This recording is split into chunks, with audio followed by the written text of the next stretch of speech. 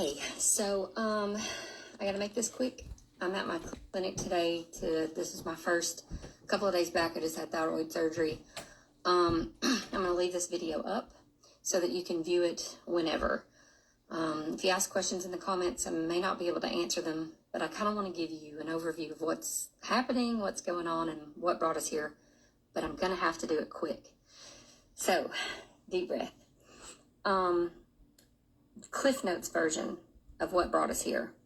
You can also scroll back through this page for 3 years and look what brought us here. So I'm just going to do a real Cliff Note. If you can't hear me, though, somebody comment in the comment section. What brought us here was basically the former board was approving the former administrator to receive too much money, to be paid too much money, and we didn't have the money to do so. Also, the fact that there was a bunch of issues with the management, okay? So I'm not going into that. Just know that we were broke, and the board gave the former administrator a $12,000 a year raise. And they also didn't pay attention to the fact that he was supposed to be supplying the investigators to his contract, but our board was paying for them. So anyway, after 29 years of existence, we didn't have a reserve.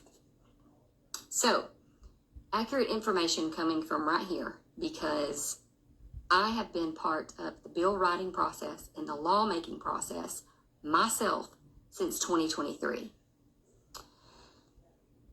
We had to beg the nursing board to take us because nobody else would.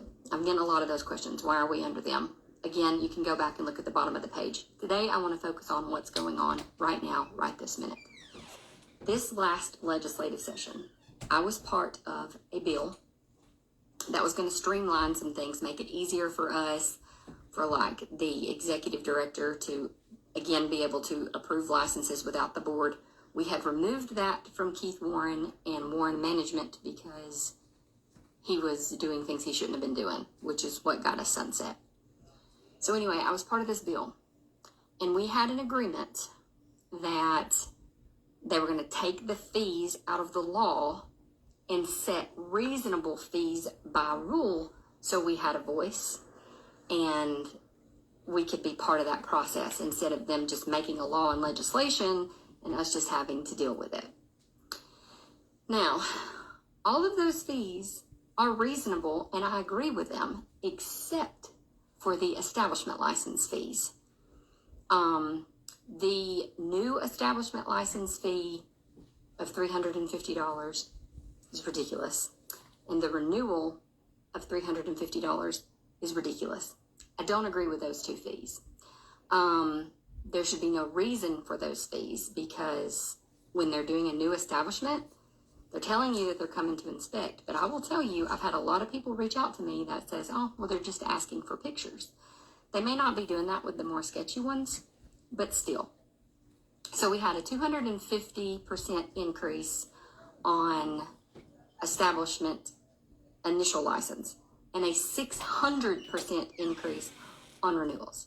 Now, our legislative officials do not support this. They did not support this. Had they known that this was going to be passed like this, we would have never taken it out of the bill.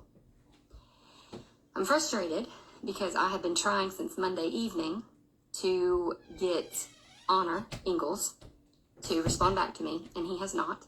I still have not received the board recording so that I can figure out if the board themselves, our new massage board members, actually knew this, that was that large of an increase, or if they were just told, hey, we're just going to increase this one 25 and this one 50. I am very supportive of the massage therapy license increasing $25 to renew. Who cares? And I'm very supportive of an initial license increasing $50. I was okay with the initial going up to $200, and you should be too. But the problem is this $350 establishment license and requiring that each individual person inside an establishment, if they rent, must have an establishment license is bogus. And here's why. In 2023, when I helped write the bill in 2023, we added the language if anyone contracts with or is employed by an establishment, they have to be licensed, like just a regular massage license. And that establishment was in charge of having the establishment license and keeping it accurate and all those things. Never, ever has the bill ever intended that if there's multiple people at one location doing the same service of massage, that there have to be multiple establishment licenses.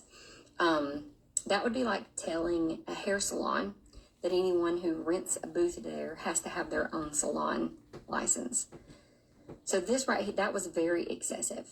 Now, if you have a spa and inside your spa, various people do different things, then they all need to get their own thing, but there only needs to be one establishment for one location. So those are the two big things in the rules. This is very important. We rewrote the bill, and now they have come back with emergency rules to go with the bill. If you read the article, you'll see where I questioned the fact that why these were an emergency, because we already had fees in place. The bill did not increase or decrease fees at all. We didn't touch the fees. We removed them from the bill. But the rule was already in place for our fees. So myself, Senator Gudger, anyone on the Sunset Committee, all of those people are not in support of this at all. And you can see what Chris Elliott had to say about it in his response in the article. I want to make it very, very clear that we have massage therapists on this board now. They were appointed back in, I can't even remember because I've had so much happen. My thyroid basically exploded.